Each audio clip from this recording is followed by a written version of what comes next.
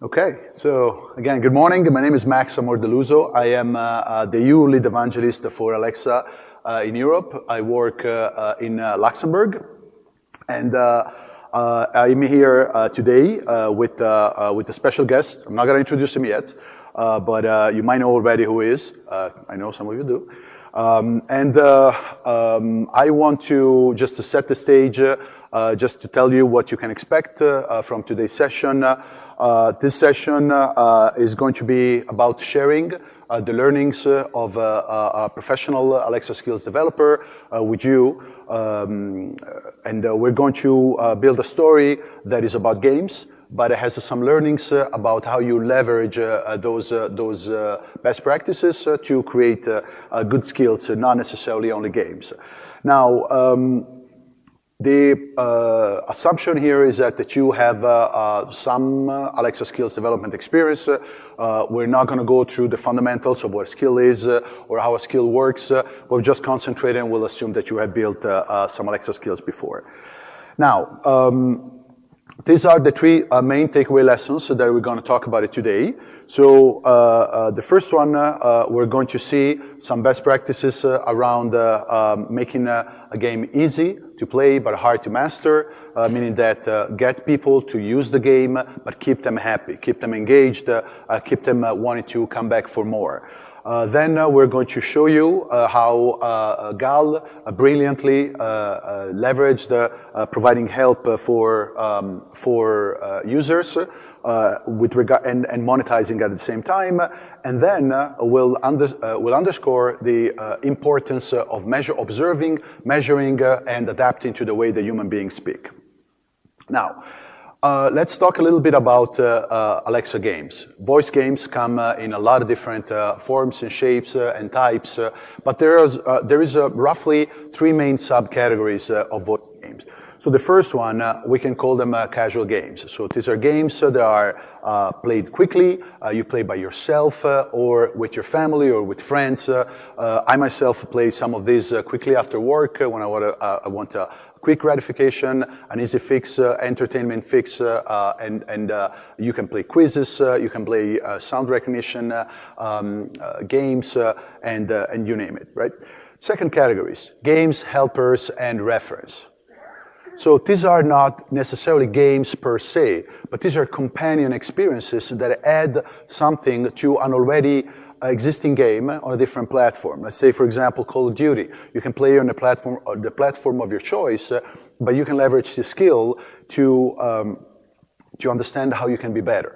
So they have surfaced, the developer in this case has surfaced all the information that they have, and they make it available through the skill. So you can ask, how can I get better? And then you might be told to say you have to crouch more, you have to take better aim, and so on, right? So these are games helpers and companions experiences. You can ask. There is other things like you see here. The second from the left is the Ghost skill for Destiny 2, which is a brilliant idea.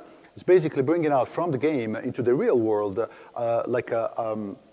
this element that you can interact with, and you can have information exchange, and you can be provided a lot of information about the game and to engage even more. Now, then finally, to the third category, so storytelling. So these are stories. These are the evolution of role-playing games, choose-your-own-adventure games.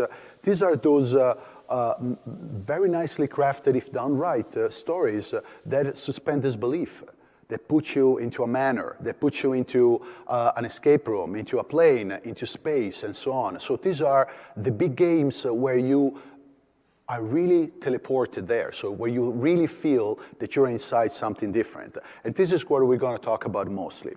Now, and finally, let's talk about our guest here. So it is my absolutely great pleasure to be introducing you to a developer that has been working on Alexa Skills for a while now, more than 30 live skills, and more than 200,000, 300,000 unique active users. So the real deal. Gal Shenar is the founder of Stoked Skills.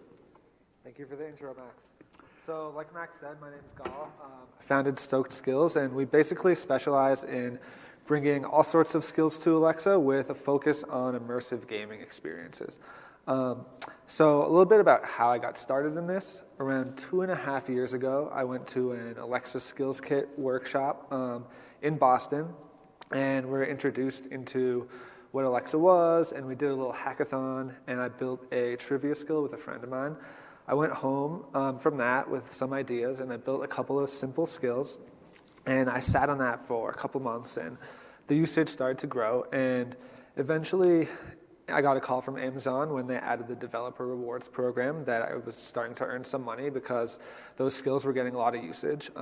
So around that time, I thought about, why don't I spend some more time? Why don't I invest more time and build some more skills? And I took a look at the store, the skills store, and saw what was out there, and I kind of realized there was a gap in the gaming space where a lot of the games were pretty simple experiences and places where you would spend only a couple minutes of your time per day, and I wanted to build a more immersive experience. And that's how I got started on Escape the Room. And that's what I'm going to talk a lot about today is kind of the design process and iterative process of Escape the Room, which is now one of my most popular skills. So Escape the Room is based on, very similar to real escape rooms, if you've ever been to them. You basically have a group of 10 people, and you go into a real room, and they set up puzzles, and it's a bonding experience with your coworkers or friends where you're solving puzzles together and trying to escape. And that's what we brought to Alexa. So I'm going to give you a little bit of a demo of what that sounds like. So I have two escape skills. One is escape the airplane, and the other is escape the room. And now you're going to hear a bit of an intro of the skill, which is setting the scene for the escape, and then just a short clip from solving one of the puzzles.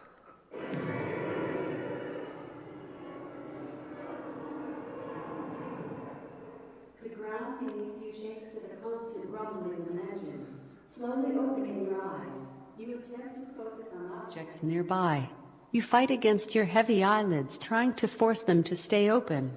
Everything remains a blur for a few more seconds, and then your mind gains a clearer picture of your surroundings. With the gas tank full, you take the rope that was originally bound around your wrists and connect it to where the missing pull cord was. You give it a strong tug.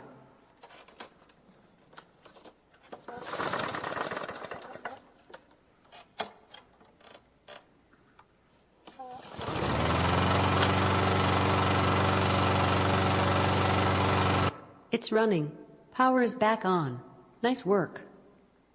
So that last clip you heard was in Escape the Room. After you fill up the gas tank in the generator, you attach the rope to it, pull the pull cord, and it turns on and brings power to the room so you can continue on your next puzzle. And that's kind of an example of what the experience is like in that game. So let's talk about the beginning of the skill design process. What should you think about when you are evolving your idea before you actually start setting out on the implementation? So first of all, it's really good to take note what audience you can reach on Alexa. It's in everybody's home. There's people of all sort of ages, skill levels, and if you want to reach the widest audience, you want to cater your skill to that whole entire range. I'll talk a little bit about how to do that, but it's something to keep in mind early on. Don't exclude anybody because you're really going to just be losing customers there. Next off, I really encourage you to try to make something new. There's a lot of similar skills out there. There's a lot of fact skills and trivia skills. But it's still early, and I think there's a lot of opportunity to create something totally new and engaging that hasn't been done before. So try to think about that. Try to push the boundaries a little bit and see what you can create. And thirdly, think about why your skill makes sense for voice as opposed to some other platforms. For Escape the Room, we thought it really made sense for voice because it's right there in your home where you're with your family, and it's such a bonding experience solving these puzzles together. And in addition to that, because there's no screen, you're really using your imagination. And it's too simple of an experience to really be on consoles or a really more dedicated platform, but it works really well to bring that communal, imaginative experience to your family in your home. And that's kind of why we went with that.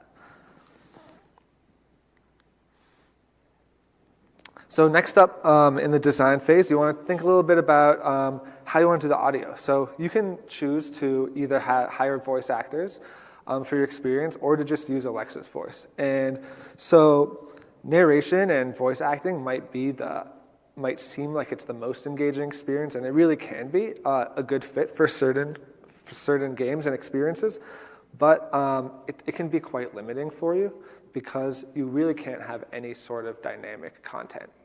Everything has to be recorded. So if you want to make an immersive experience where the user can say anything and you can repeat almost infinite amounts of options, you're not going to be able to do that with a real voice actor. So hiring a voice actor probably makes the most sense for a simpler interactive story where you're probably not going to have a lot of change. But you're going to want to go with Alexa's voice or some of the poly voices if you really want to build a dynamic, flexible experience that you can continuously iterate on without having to go back and record more and more. Cool. So what we want to do is you have an idea and you have the story, and then you need to actually put it into the voice user experience. And this is, I think, one of the most important parts of the design process is how to narrow down all the possible options that the user is going to try to say into a voice model that Alexa is going to understand.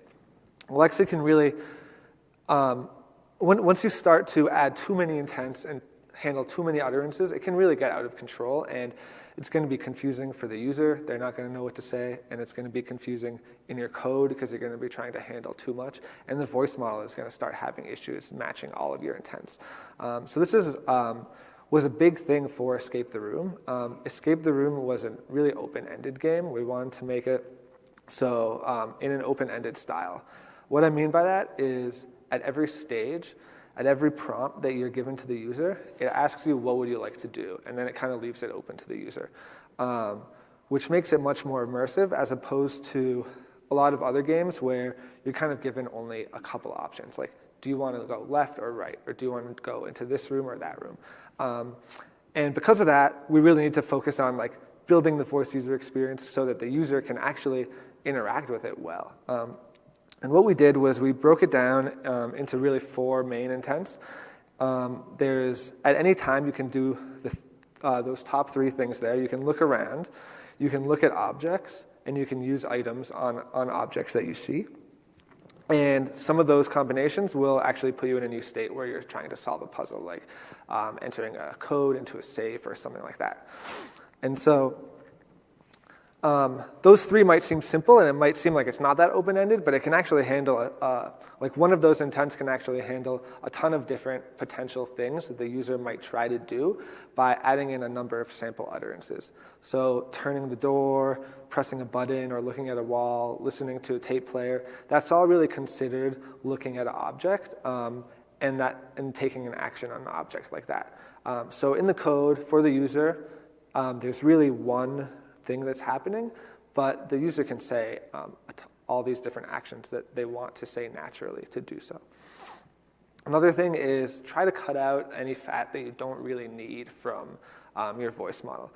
Originally, we were thinking about letting you pick up items, and that would make sense. You'd see something and then you pick it up, but we realized that you would just be looking around and trying to pick up everything. And that adds a lot of friction because obviously you won't be able to pick up all the items in the room, and it's just another step the user has to do that doesn't add too much value. So we decided to cut that out and make it so if you see something that could be picked up, you just get the item. And that way you can focus on doing the things that you want to do. So next up, you have your voice model and you want to start building your game. So start to think about how you want to build the future of the game. So for Escape the Room, we really wanted to make it extensible so we could continue to add more rooms.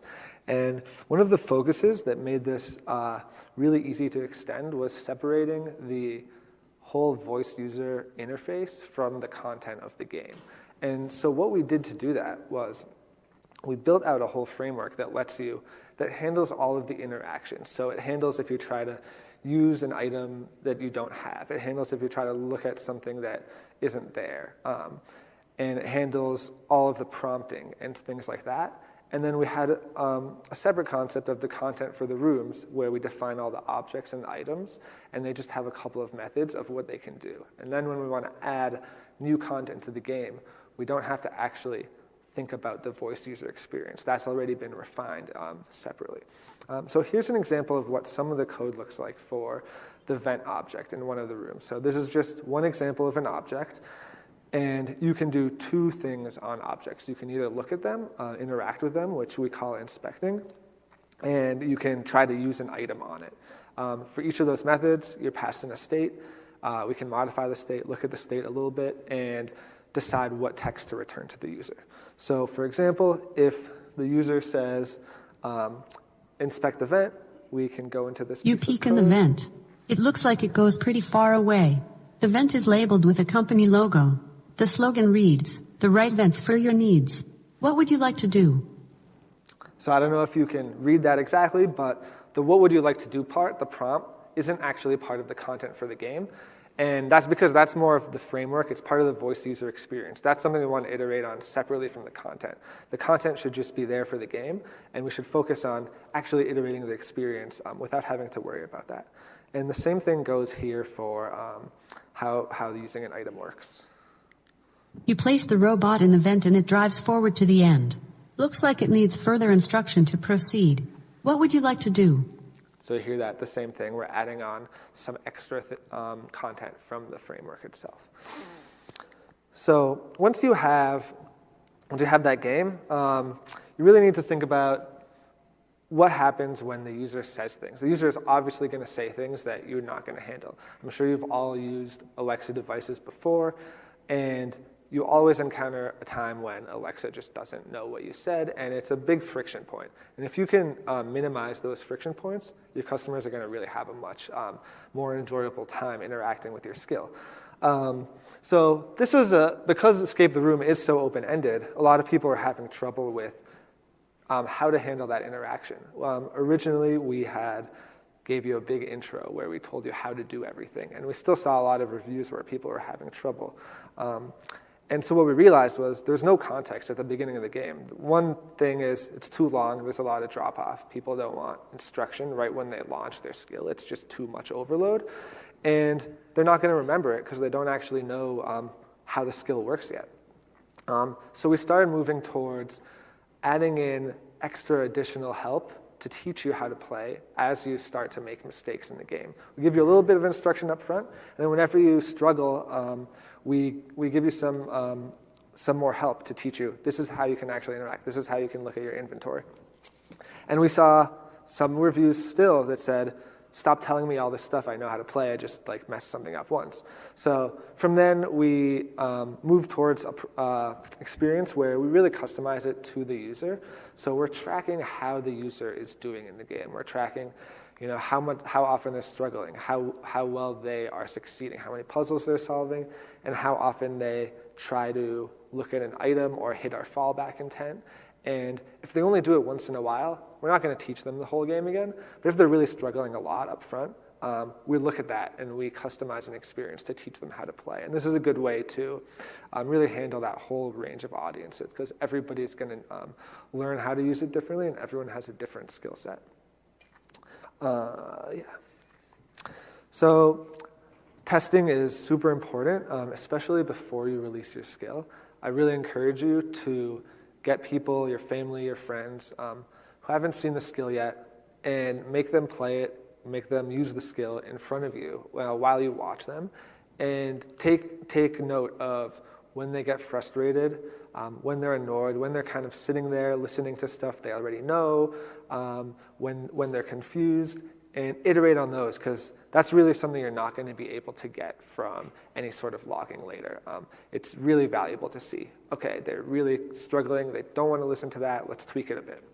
And then once you release your skill and put it out there, do the same thing using all the information you can. Look at your logs, see what people are trying to say, what their natural tendency is, and then try to act upon that to match those. And so we're talking about how to host your skills. It's just Alexa Skills are just a web endpoint. You can use a standard server. I find that using Lambda, DynamoDB, serverless technologies make it really easy to totally ignore the infrastructure. Like Max mentioned, I have over 30 skills and hundreds of thousands of users, and I spend almost no time at all thinking about that infrastructure at all. It just all works.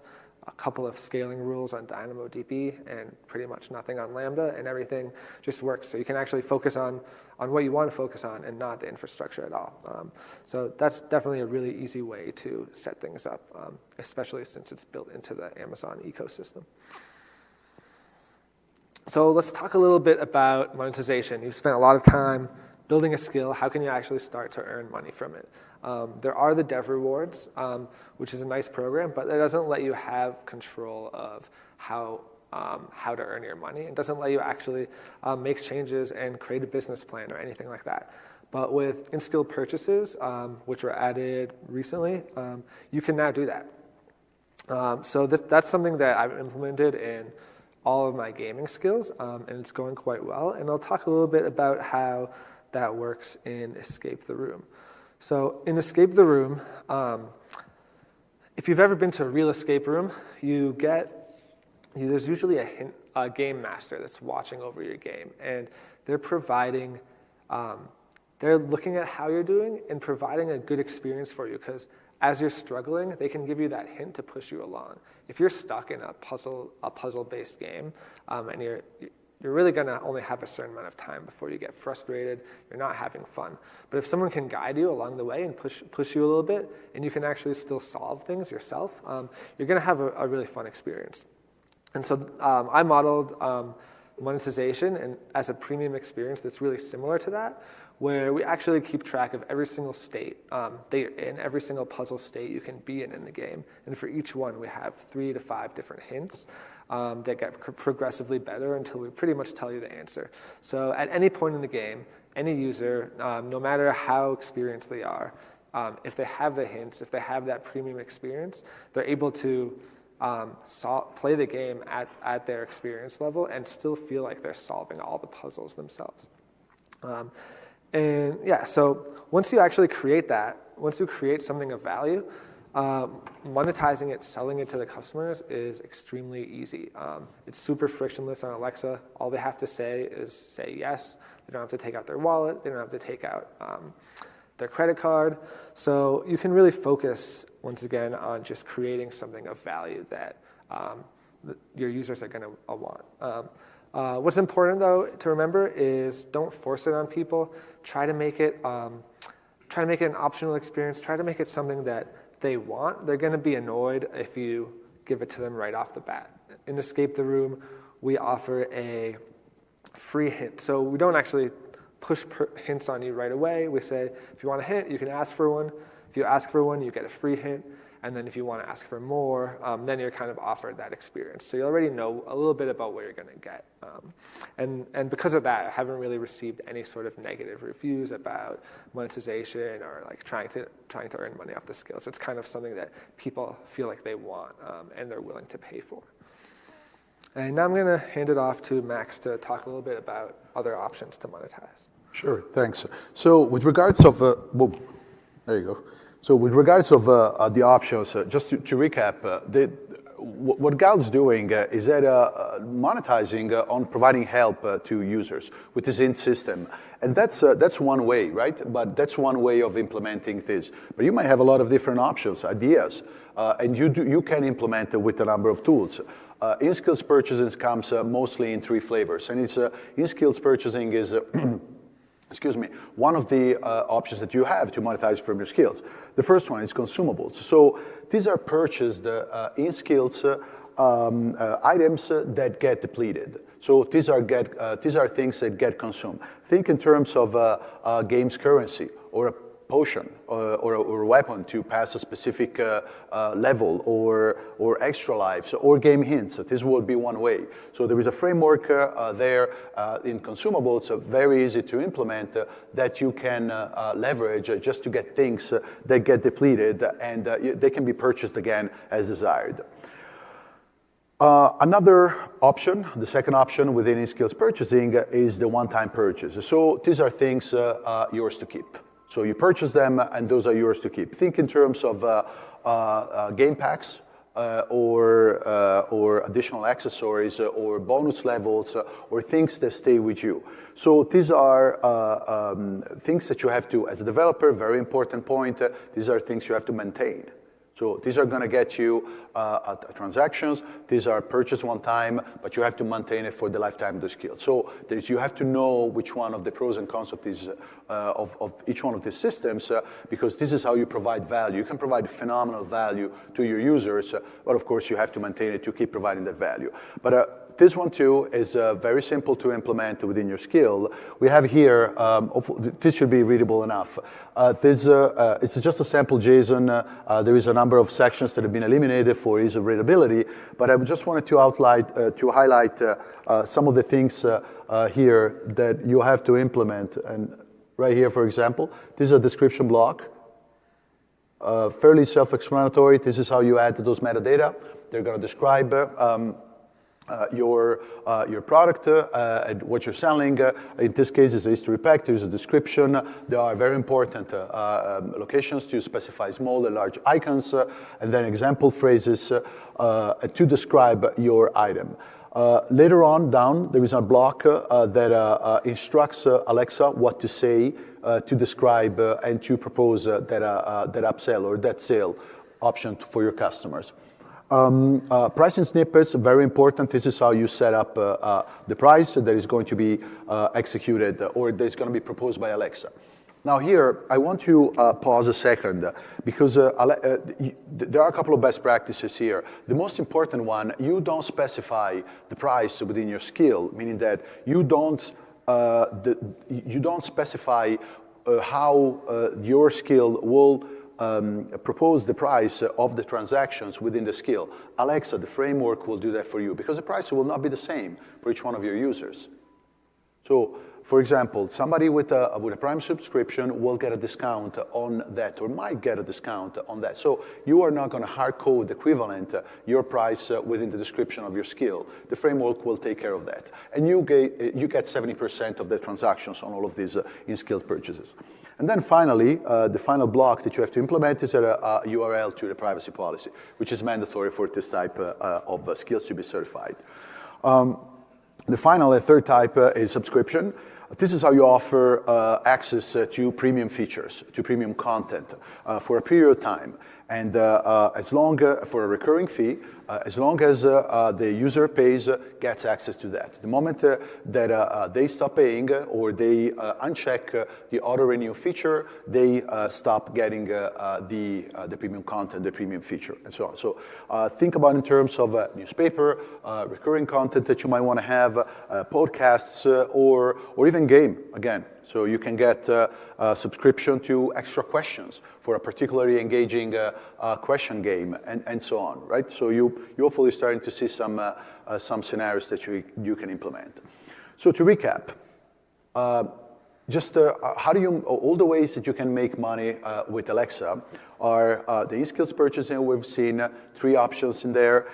We also have the possibility of selling goods and services via Amazon Pay. So you can provide transactions. There is in the UK, just to give you an example, there's Virgin Trains. There was the first train company where you can have an entire search to transaction experience on voice on Alexa. So you say, you ask to that skill to find your specific train, and you actually can complete a purchase via Amazon Pay with the customer or the user, having to pull out credentials or bank information or account information. Everything is embedded within the Amazon account of the Alexa user, and then again, you get 70% of the transactions via Amazon Pay. Another way is, for example, you can build skills. If you know how to build skills well, you can build skills for brands or companies. A lot of people out there with great ideas that just are looking for somebody that actually can make this happen.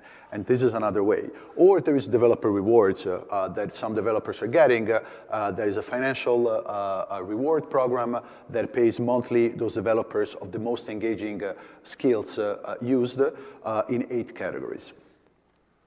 Now, I'll give it back to Gal, who's going to give us a view of his best practices to get users engaged and using his skills.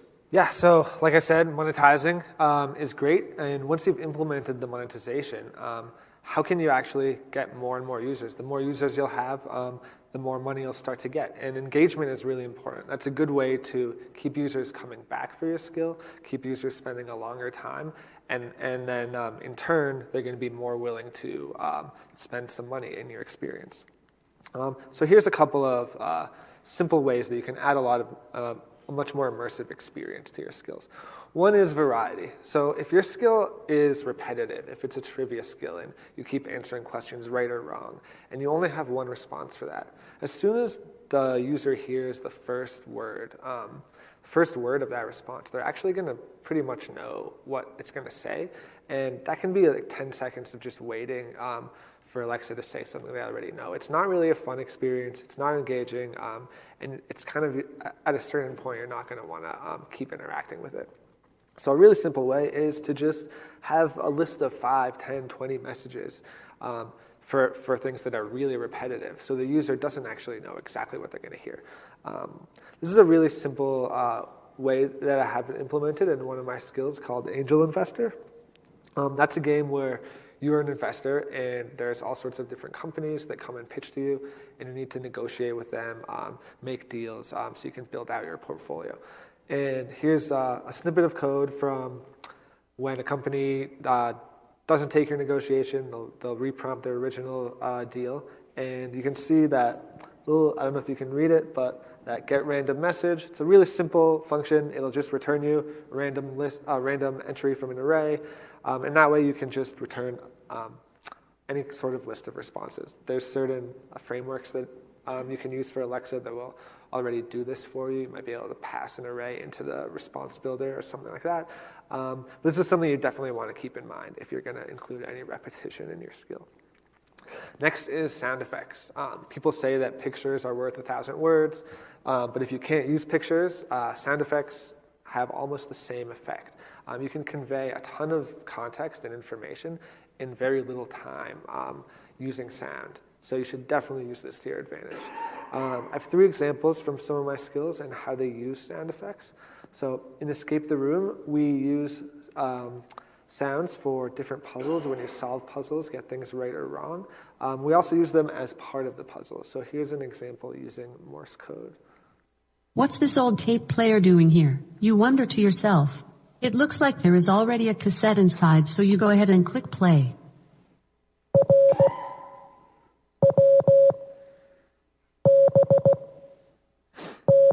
What would you like to do?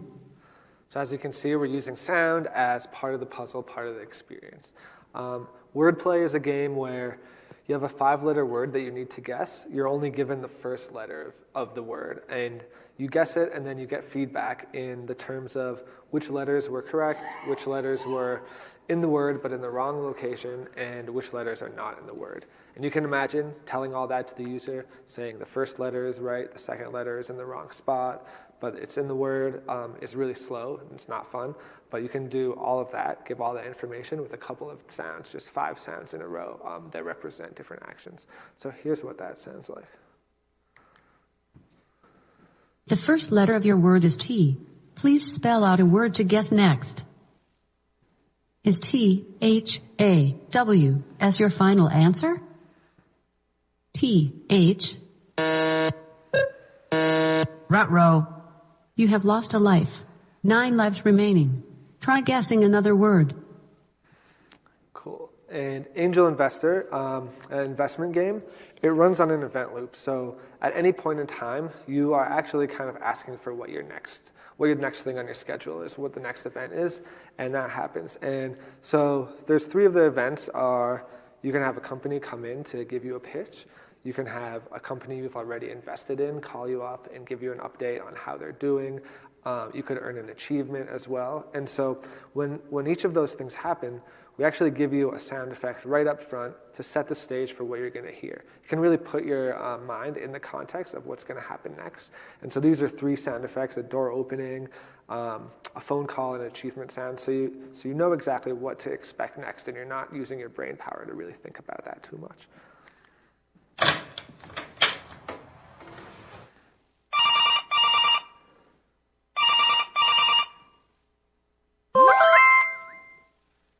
So yeah, those are the 3 different sounds for different events in that game.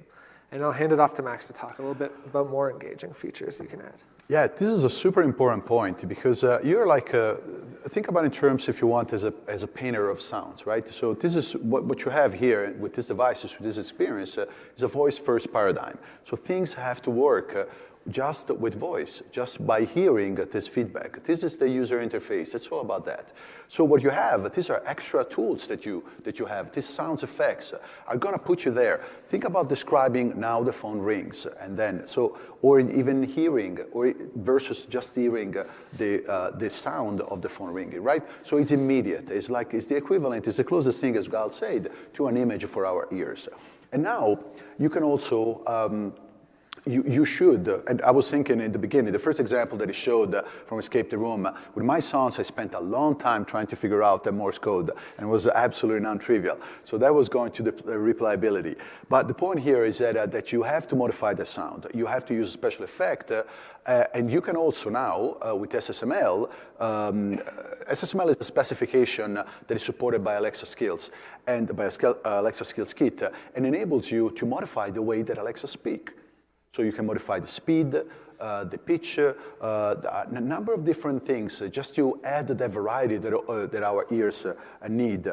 And there is also, in addition to SSML, which, by the way, is super easy to use. I'll show you here. But it's basically just a tag-based, it's a markup language that is based on calls. And you can mix and match this modification to Alexa voice with SSML, and you can embed also sounds like we do have here.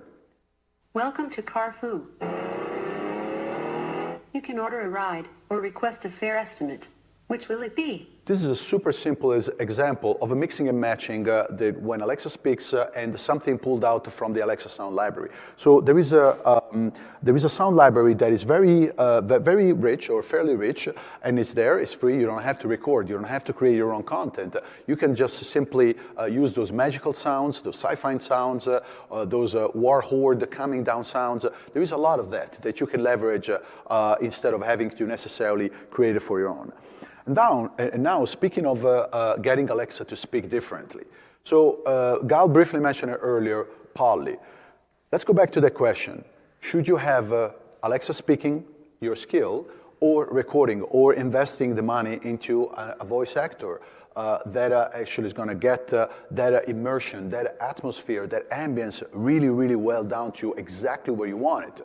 But these are hard choices because Alexa is going to have Alexa voice, which has the benefit of being recognized by a lot of us.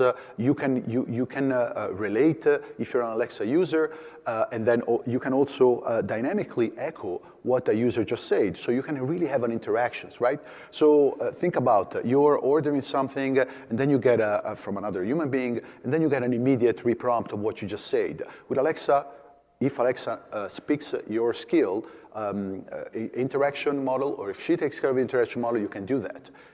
Conversely, on the other side, with the voice actor, you have the rich atmosphere that you just feel, that you invested to get exactly that atmosphere, but you cannot echo dynamically what a user just said, right?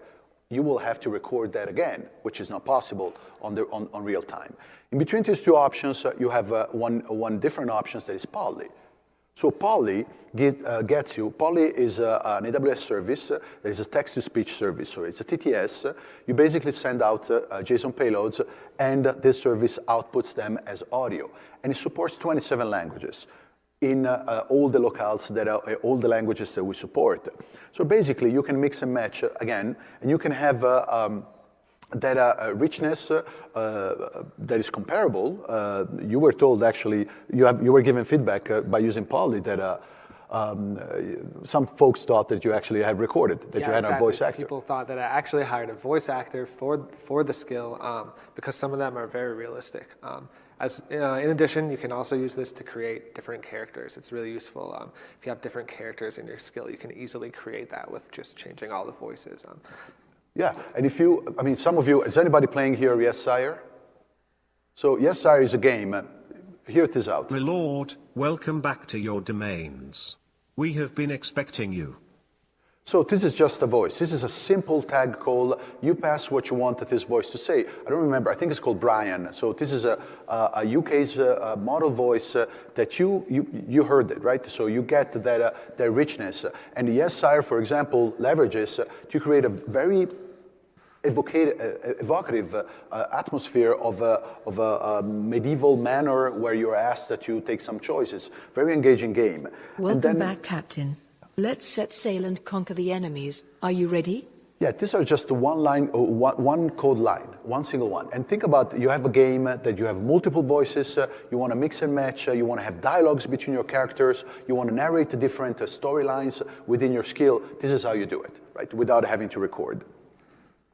Now, one of the best things that we mentioned friction a couple of times. One of the best things that you can do, in addition to provide that variety, to reduce friction, is that to make sure that you remember what the user have done. Right? So you have to remember, you have to create that connection so that a user knows that his or her progresses, for example, have been captured, or have been saved. Think about a save point in a game, or what you ordered on the previous time on your food ordering skill, what have you. Remembering, memory is crucial when you develop skills. And a very easy way to do it is by using Dynamo. So Dynamo, if you're using AWS Lambda to host your skill at backend, not mandatory, it's just the one very easy way of doing it, of scaling it and setting it up.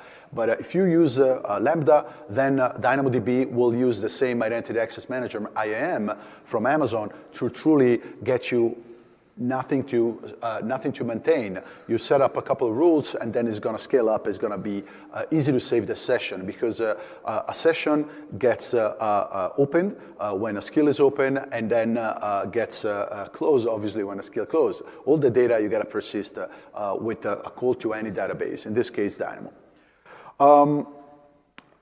Fail gracefully is very important. Failing gracefully is very important. We do all speak in a very different way. We have different ways of saying the same thing, pretty much as many as human beings are out there. And ways of failing gracefully, there are several. But you basically have to first understand the way that people speak, and then you have different mechanisms to do that. And one way to adapt to the way they speak is, for example, the fallback intent. So this is a built-in intent. There's sort of a catch-all for those all those utterances that cannot be matched with intents inside your skill. So you use this built-in intent, and then you map it to a handler in your Lambda function or in your backend function to some extent. You map it to that handler. In that handler, you will put something that reorients the user. They got there because they were lost, or not necessarily lost only, but also because they did not know how to interact with your skill. So you use that handler to reorient them, to give them sample phrases, to guide them through and to reduce that friction. Very important, another point, very important to this. Now, so you want to talk to us about marketing and measuring and the importance, or what are you doing with regards to yours? Yeah, sure. So one way that you can really improve your skill is just one action point is just find a metric and try to improve it. One area of improvement that I talked about a little bit was the intro in Escape the Room. We initially had it to be really long, and there was a lot of drop-off. So you can store some data either in Dynamo and SQL, wherever you find easy, and kind of try giving two experiences to your users. Do an A/B test and see what works best. Does a longer intro cause more people to drop off at the beginning, but is it actually worth it because they're going to be playing longer and actually know what to do later on? So I think that differs for every skill, the actual nuances. But once you have a skill that's up and running, you should definitely iterate, because there's tons of improvements that can be made. And these are kind of not as obvious as other sorts of web applications or something. You might not know what people are used to, well, how much instruction they need. So this is really important to test. In addition to that, you can use this to tweak your voice model. So you can I've used the intent history a lot. This gives you all the intents that your customers have said, and it gives you the actual utterance text that Alexa understood. And this was really useful in Escape the Room to understand what our users actually trying to do naturally. what is their tendency? Because our prompt is, what do you want to do? And so they're going to basically say what they want to try to do. And so we're trying to handle all of those. So I spent a lot of time looking through all of these and trying to make adjustments to the voice model, to our sample utterances, into synonyms for different items and objects to make sure that I was no longer seeing anything in here that wasn't handled. So I looked at something, figured out what were they trying to do, and then made sure that my code and my voice model was actually handling those. And sorry to interrupt you, but I don't think you can see it necessarily there, but basically, so this table is going to show you the utterances, the confidence interval of how much that utterance is going to get or was matched with your intent. Obviously, when you can identify this ways or where the utterances are not matching with your intent, and you can observe and improve and iterate and change your intent to make it better. Cool. So another option you have on the ALX312R Skills Kit site is to use the interaction path analysis tool. So this tool basically shows you the path that customers are taking through your skill by showing you each intent and the percentage of people that are going. What's the next intent that they go to? You should definitely take a look at this. I think you'll find some surprising results at first. You don't really expect what you see there, and it's useful to see where your drop-off is and see if a lot of people are doing something you don't expect right off the bat, and you can guide that. Exactly, absolutely. Yeah, cool. So next, let's talk about kind of those 3 takeaway lessons and what we learned. So number 1, you want to make your game easy to play, hard to master. Make sure that it works for every sort of experience level. Make sure that everyone can have fun on it, but also make sure that that it lets you play for a long time. It lets you enjoy the experience. You can improve. You can get better. You're going to get people to come back and improve retention like that. Yeah, so this is basically this maps to the design portion of it. So there are a lot of ways, best practices. There is a conversational design. There is a situational design. There is a lot of things that you can do to translate your great ideas into the way that it relates to customers. So, for example, the way that Gal and his companies are doing with regards of providing help. So in this case, they found a good way, a good balance of when help should be provided, when trying to identify the right moment, the right context for this. But then why not to associate a monetization model into that? So by monetizing on those rightly suggested and properly suggested help opportunities, they monetize. So at the same time, they make their skill experience and a more delightful experience for the users, and they monetize on that one. So I find that this is very brilliant. And then we cannot say this, we cannot stress this enough. I mean, you are not going to get it right the first time.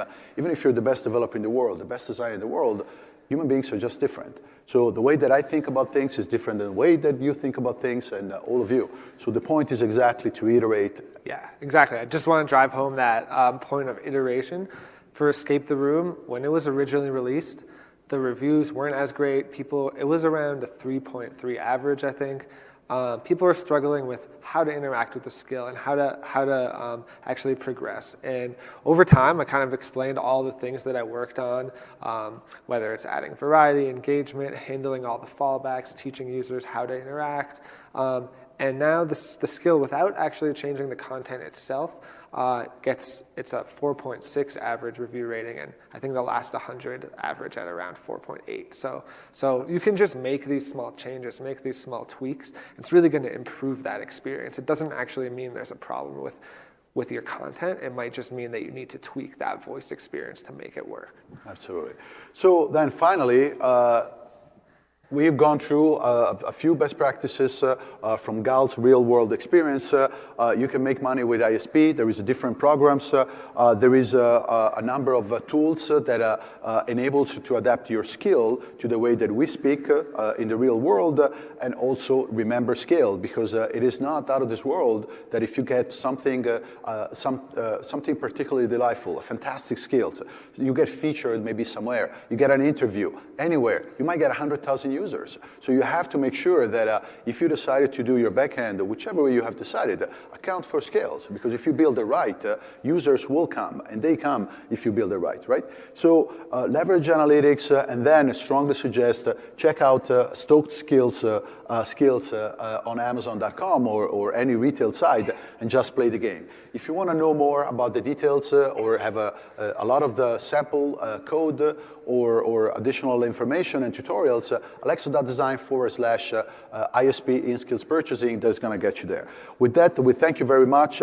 Gal, thank you very much. Thank you.